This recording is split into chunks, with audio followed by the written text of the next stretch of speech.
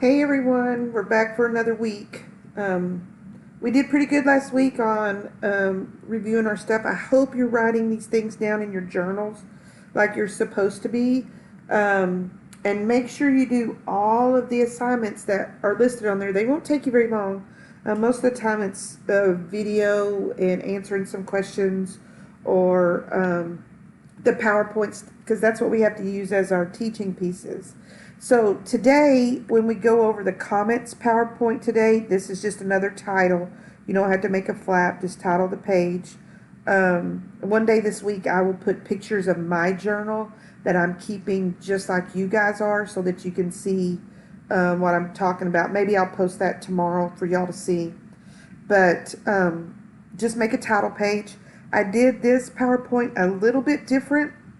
I added some cool things to go look at on the nasa.gov website.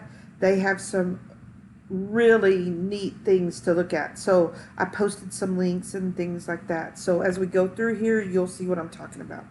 Okay, so the title of this unit is, or this subject is comets. And with this, you should be able to tell me what the physical properties of a comet are, where they're located, and how they move about in our solar system. You don't have to write those down. Don't worry about writing those down. These are just things that you're going to be able to answer if I ask you those questions. Okay, a comet is a celestial object made of ice and dust that orbits the sun. Excuse me. A celestial object, again, remember that means that it's in the sky or in outer space. And a comet actually orbits the sun like planets do. But remember how I told you that the planets, they have a almost circular orbit, but it's a little bit smashed? Well, this one is really elongated. So it's circular, but say you took that circle and you smashed it almost flat, so it goes really oblong. The other one looked like an egg, and this one looks like like if you're looking at a plate at eye level. It's real long side to side. They can rarely be seen with the naked eye, and many have large orbits, which means they go out past our last planet and they come into our sun. So they go way out past Neptune, even past Pluto. There's a thing called the Oort cloud that's out there. Some of them can go way out there, and they come back in.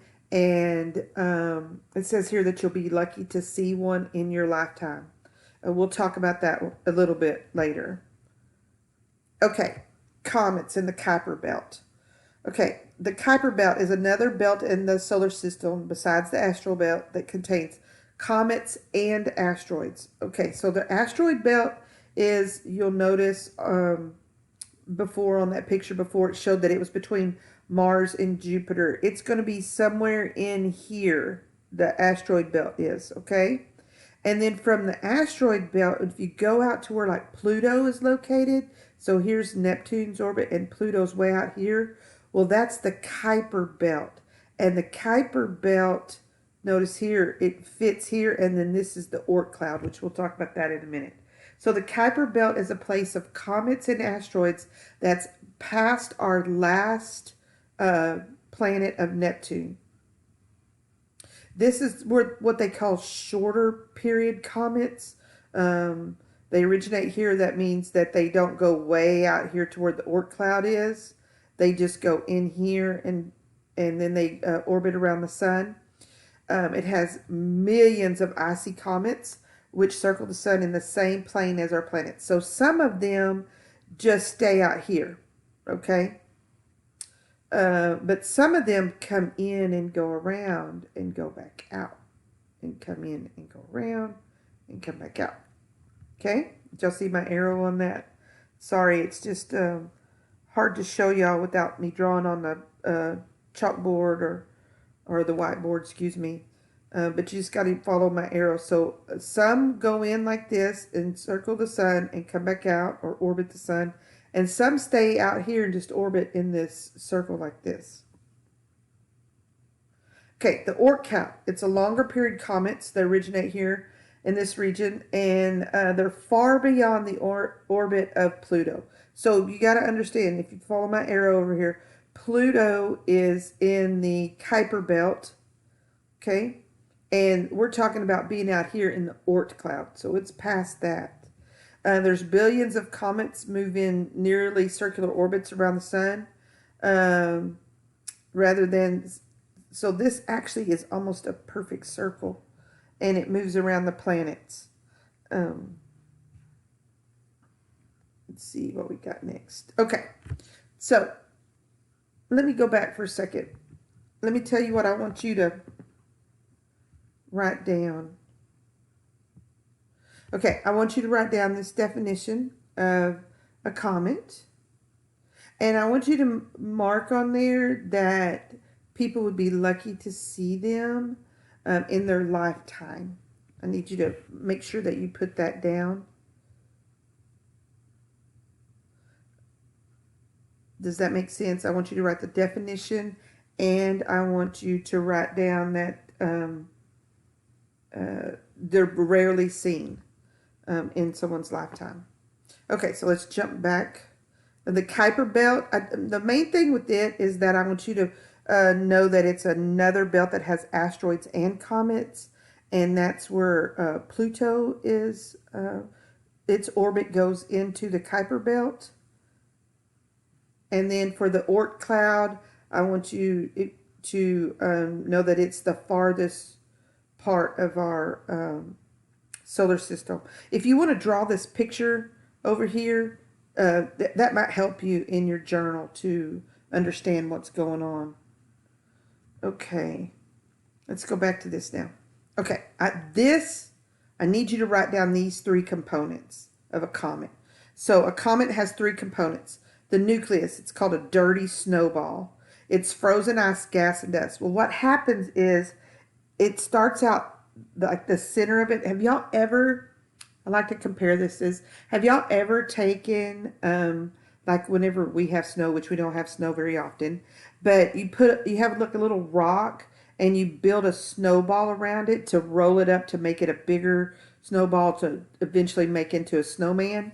Well, sometimes you can start those snowballs by putting a little rock in there. Well, that's what this is. This nucleus in here, it's the dirty snowball. It starts out as like a little rock, and all this ice and stuff just gathers on it, because you got to remember it goes out past Pluto, and there's a lot of icy particles. There's water vapor out there. Okay.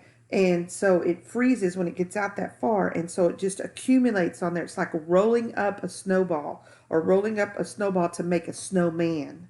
Okay, so that's what the nucleus, that's the center. The coma, which is water vapor and other gases, is this area around it. And whenever I show you pictures in a minute, you'll be able to see the area around it makes like this hazy area. That's the part that lights up. So when it doesn't really light up like a light bulb, but what happens is the sun reflects on this coma area, and that's what makes a comet really bright in the sky for us to see. And then the tail, made of gas and dust. The dust does a little curve, and the ion tail goes straight out, which I'll show you that in a minute. So there's three components: the nucleus, the coma, and the tail. Okay, so three parts to a comet. Okay, in this next picture, this shows how comets orbit the sun. Some comets, when they're coming in, they'll get hit by something, or it changes their orbit. That's what this is talking about. Some orbits are so large of these comets that, like I was explaining before, they'll come in to the sun close and then they'll go back out. When a comet comes in close to the sun, the tail does this weird thing. Okay, not really weird, but it does this thing every time. Notice how the blue, wherever the sun is located to the comet, the blue is facing directly away from it. Remember, that's the ion tail. Okay? The ion tail faces directly away. Notice this guy gets a little closer. It moves a little bit. As this guy gets closer, it moves. Notice when we get over here, it's still pointing directly away from the sun. Always constantly away from the sun. Okay? However, the dust tail, because of the solar winds, it kind of bends away from the sun. Notice how it has a little bit of bend away from it. It's not directly out from it, but because the way that it's moving, it's like it's being blown off of the comet from solar winds. So that's what it's still on opposite sides of the sun because the solar winds are coming from the sun.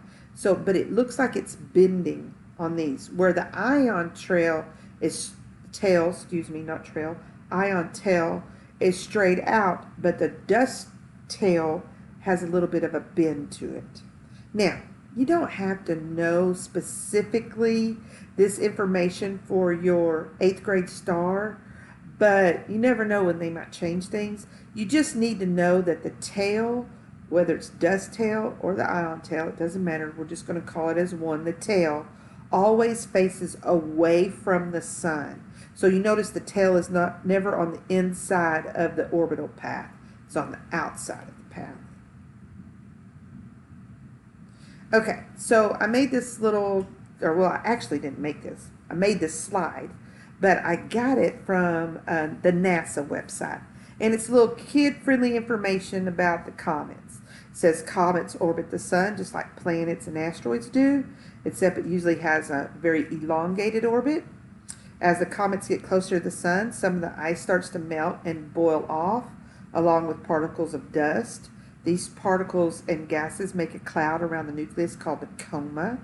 The coma is lit up by the sun. The sunlight also pushes this material into the beautiful lit tail of the comet. I would say this information is easy to understand, and I would probably write that. It doesn't have to be word for word, but it's easier to understand. I would write that in my journal. Okay, the next one.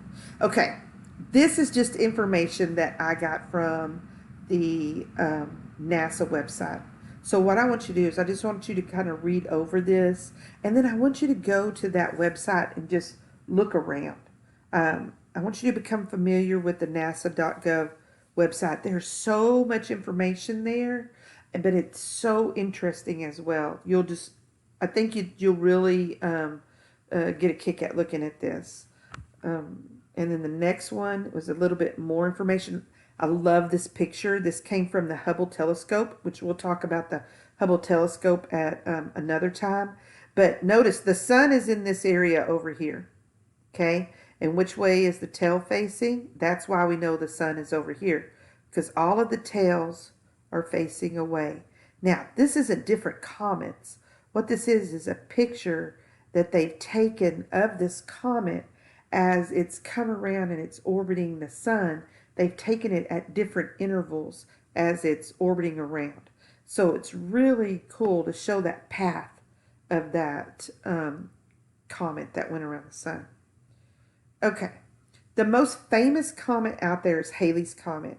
And we actually got to, well, people my age, actually got to see this comet back in 1986. So it will not return for 76 years. So if you take 1986 and you add 76 years, that'll let you know when the next when Halley's Comet will pass by Earth again, and you'll get to see it. You can actually see it in the sky as it passes by. It looks like a very big shooting star is what it looks like, which shooting stars we'll learn about later. But it's amazing how awesome it is. So what I did on this page, I gave you some background information on it.